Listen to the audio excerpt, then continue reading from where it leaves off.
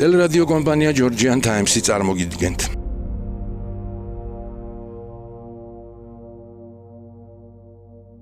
ბერძნული მითოლოგია. ცეცხლის, სამჭედლო ხელოვნებისა და შემოქმედების ღმერთი ჰეფესტოსი. ბერძნული მითოლოგიის სამყაროში ჰეფესტოსი ერთ-ერთი ყველაზე განსხვავებული, რთული და ამავე დროს ყველაზე ადამიანური ღვთაებაა. ოლიმპოს ღმერთები ხშირად სრულყოფილი სილამაზით, ძალითა და დიდებულებით არიან წარმოდგენილი. ისინი თითქოს მიუწვდომელ იდილიას გვანან, მარადიულ ახალგაზრდობას, გამარჯვებას, ძალაუფლებას და ბრწყინვალებას. მაგრამ ჰეფესტოსი ამ სამყაროში სრულიად სხვაგვარად დგას. იგი არ არის ელვის მბრძანებელი, არც ზღვის დამმორჩილებელი და არც სისხლისღვრვის დაუკავებელი ღვთაება. მისი მთავარი იარაღი ხმალი კი არა ჩაქუჩია. მისი სამეფო ტახტის დარბაზი კი არა გავარვარებული სამჭედლოა. სწორედ ამიტომ ჰეფესტოსი ბერძნულ მითოლოგიაში არა მხოლოდ ცეცხლის ღმერთი, არამედ შრომის, გამძლეობის, შემოქმედებისა და შინაგანი ძალის ღრმა სიმბოლოა. ჰეფესტოსი ცეცხლისა და ლითონის დამუშავების ღმერთია, მაგრამ მისი მნიშვნელობა უბრალო ხელობას ბევრად სცდება. იგი განასახიერებს ძალას, რომელსაც შეუძლია ტკივილი შემოქმედებად გარდაქმნას. სხვა ღმერთები ხშირად ბუნებრივად ფლობენ სილამაზეს, გავლენას ან ძლევამოსილებას. ჰეფესტოსი კი ყველაფერს შრომით აღწევს. მას არ აქვს აპოლონის სრულყოფილი იერი, არც არესის დაუკავებელი ენერგია, მაგრამ აქვს ის, რაც ბევრ ღმერთს აკლია: მოთმინება, გამძლეობა და შექმნის უნარი. მის ხელში ქაოსური მატერია ფორმას იღებს, ცეცხლი წესრიგს ემსახურება, ხოლო ცივი ლითონი ადამიანისა და ღმერთის იარაღად, სამკაულად ან სასწაულებრივ ქმნილებად იქცევა. ძველი გადმოცემების მიხედვით ჰეფესტოსი ზევსისა და ჰერას შვილი იყო, თუმცა ზოგი მითი ამტკიცებს, რომ ჰერამ იგი მარტო შვა. მისი დაავადების ისტორია თავიდანვე ტკივილით არის სავსე. როდესაც ჰერამ დაინახა, რომ ბავშვი ფიზიკურად სუსტი და კოჭლი იყო, სირცხვილით იგი ოლიმპოდან გადააგდო. სხვა თქმულებაში კი ჰეფესტოსი ზევსმა მოისოლა ციდან. ორივე ვერსია ერთსა და იმავე აზრს ატარებს. ჰეფესტოსი ღმერთია, რომელმაც პირველივე დღეებიდან დაცემა, შეურაცხყოფა და მარტოობა გამოსცადა. მისი დაცემა უბრალო ეპიზოდი არ არის. ბერძნული მითოლოგიისთვის ციდან გადმოგდება ნიშნავს ძალაუფლების სამყაროდან განდევნას. მაგრამ სწორედ აქ იწყება ჰეფესტოსის ნამდვილი სიძლიერე. იგი არ ნადგურდება, იგი გადარჩება. ზღვის სიღრმეში მას ნიმფები შეიფარებენ და სწორედ იქ იწყებს ლითონთან მუშაობას. თითქოს ღმერთმა საკუთარი ადგილი არა ბრწყინვალე ოლიმპოზე, არამედ ცეცხლში, შრომაში და მარტოობაში იპოვა. ის, ვინც ღმერთებმა უარყვეს, დროთა განმავლობაში იმოსტარად იქცა, რომლის გარეშე თვით ოლიმპოც არასრული იქნებოდა. გარკვეული გადმოცემებით ჰეფესტოსი ლემნოსის კუნძულზე დაეცა. ეს ადგილი მოგვიანებით მის ერთ-ერთ მთავარ წმინდა ცენტრად იქცა. კუნძულის ვულკანური მიწა და მიწისქვეშა ცეცხლი ბუნებრივად დაუკავშირდა ღმერთს, რომლის ძალაც სწორედ ალსა და გავარვარებულ ლითონში ჩანდა. ბერძნებისთვის ცეცხლი ორმაგი ბუნების იყო. მას შეეძლო განადგურება, მაგრამ ასევე შეეძლო შექმნაც. ჰეფესტოსი სწორედ ამ მეორე ძალას განასახიერებდა. იგი იმ ცეცხლს ფლობდა, რომელიც მხოლოდ არ წვავს, არამედ ახალ ფორმასაც აჩენს.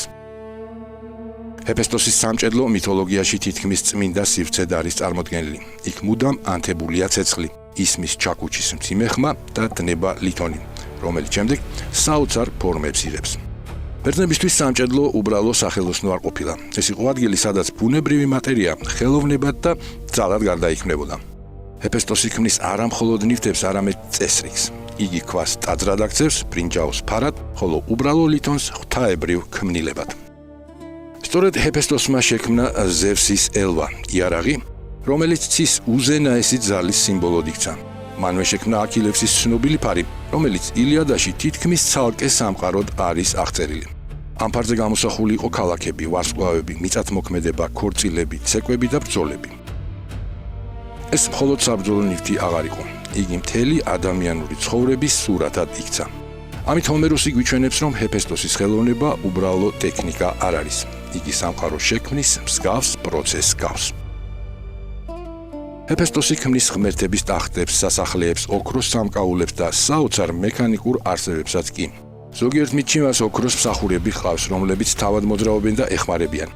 ეს დეტალი განსაკუთრებით საინტერესოა, რადგან ჰეფესტოსის სახეში უკვე ჩანს იდეა, რომელიც ბევრად მოგვიანებით ტექნოლოგიასა და მექანიკურ გამოგონებებს დაუკავშირდა.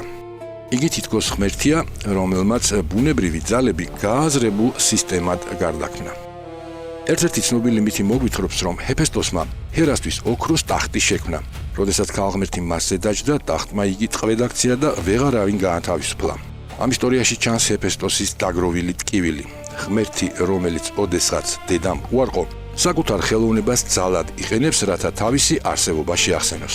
საბოლოოდ ღმერთები იძულებულები გახდნენ ჰეფესტოსი ოლიმპოზე დაებრუნებინათ. ეს დაბრუნება მხოლოდ ფიზიკური დაბრუნება არ იყო. იგი აღიარების სიმბოლოდ იქცა. ოლიმპომ ბოლოს მაინც მიიღო ის, ვის გარეშეც მისი ძალაუფლება არასრული აღმოჩნდა. ბერძნულ ხელოვნებაში ჰეფესტოსი ხშირად ძლიერ დაკუნთულ, მაგრამ დაღლილ ოსტატად არის გამოსახული. იგი არ გავს აპოლონის მსგავს სრულყოფილ ახალგაზრდას. მისი სხეული შრომის კვალს ატარებს, ხოლო მისი სახე უფრო გამოცდილებას გამოხატავს, ვიდრე ღვთაებრივ სიამაყეს. სწორედ ამაშია მისი სიდიადე. ჰეფესტოსი გვახსენებს, რომ ღირსება მხოლოდ გარეგნულ სრულყოფილებაში არ იმალება.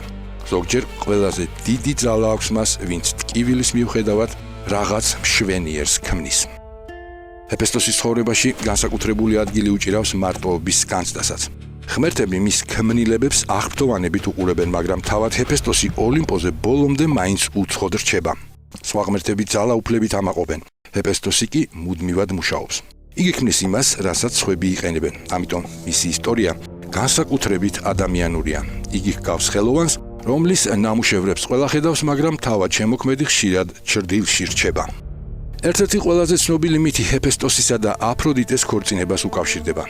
სილამაზის ქალღმერთი და კოჭლი მჭედელი ერთმანეთის სრული საპირისპირო ბუნების განსახიერებას წარმოადგენენ. მოგვიანებით აფროდიტესა და არესის საიდუმლო სიყვარული ჰეფესტოსისთვის მძიმე დამცირებად იქცა. მაგრამ მისი პასუხი კვლავ მის ბუნებას გამოხატავს. იგი ძალადობას არ მიმართავს. ჰეფესტოსი ქმნის უხილავ ბადეს, რომელშიც შეყვარებულები ებმებიან და მთელ ოლიმპოს დასანახად რჩებიან. ამ მითში ჩანს, რომ მისი მთავარი იარაღი გონება და ოსტატობაა. ის, ვინც სხვების თვალში სუსტი ჩანდა, სწორედ გონებით ამარცხებს მათ, ვინც გარეგნულად უფრო ძლიერები და მშვენიერები არიან. ჰეფესტოსი ასევე ვულკანებთან და მიწისქვეშა ცელთან არის დაკავშირებული. ბერძნები ფიქრობდნენ, რომ როდესაც მთა იფრქვეოდა, ეს ჰეფესტოსის სამჭედლოდან ამოსული ცეცხლი იყო. ვულკანი ანადგურებს, მაგრამ ამავე დროს ახალ მიწასაც ქმნის. ზუსტად ასეთია ჰეფესტოსის ბუნებაც. იგი ტკივილს ძალად, ხოლო დაცემას შემოქმედებად გარდაქმნის. მისთვის ცეცხლი ბრმანგრევა არ არის, ცეცხლი არის გამოცდა, გარდაქმნა და ახალი ფორმის დაბადება. მის მითებში განსაკუთრებით მნიშვნელოვანი არის იდეა, რომ ნაკლი ადამიანს უსარგებლოს არ ხდის. პირიქით, სწორედ დაცემა და ტკივილი აძლევს ჰეფესტოს იმ სიღრმეს, რაც სხვა ღმერთებს ხშირად აკლიათ. იგი არ იმარჯვებს სილამაზით, მაგრამ ქმნის სილამაზეს. არ არის სრულყოფილი, მაგრამ ქმნის სრულყოფილ ნივთებს. ამიტომ ჰეფესტოსი ბერძნულ მითოლოგიაში ერთ-ერთი ყველაზე ადამიანური ღმერთია. ღმერთი, რომელიც ყველაზე მეტად გავს იმ ადამიანს, ვინც ყოველდღე შრომით, მოთმინებით და გამძლეობით აშენებს საკუთარ ღირსებას. თუ აპოლონი წესრიგის ნათელი გონებაა, ჰეფესტოსი ამ წესრიგის ხელებია. თუ პოსეიდონი ბუნების დაუმორჩილებელი ძალაა, ჰეფესტოსი ის ძალაა, რომელიც ბუნებას ამუშავებს და ფორმას აძლევს. ხოლო თუ არესი ომის ბრმა ენერგიას გამოხატავს, ჰეფესტოსი ამ იარაღებს ქმნის, რომლებიც ამ ენერგიას მიმართულებას აძლევს.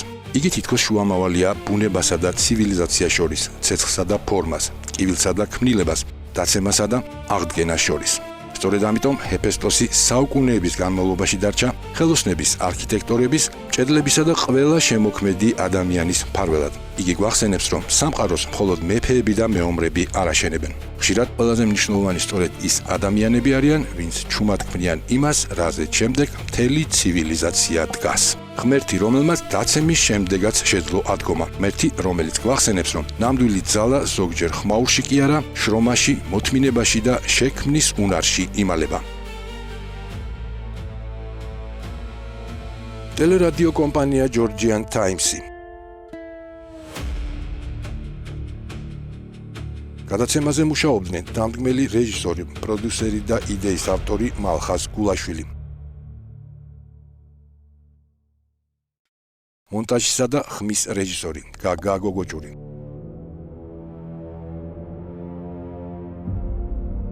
სცენარების ავტორები გაგა გოგოჭური, მირზა ცხოიძე.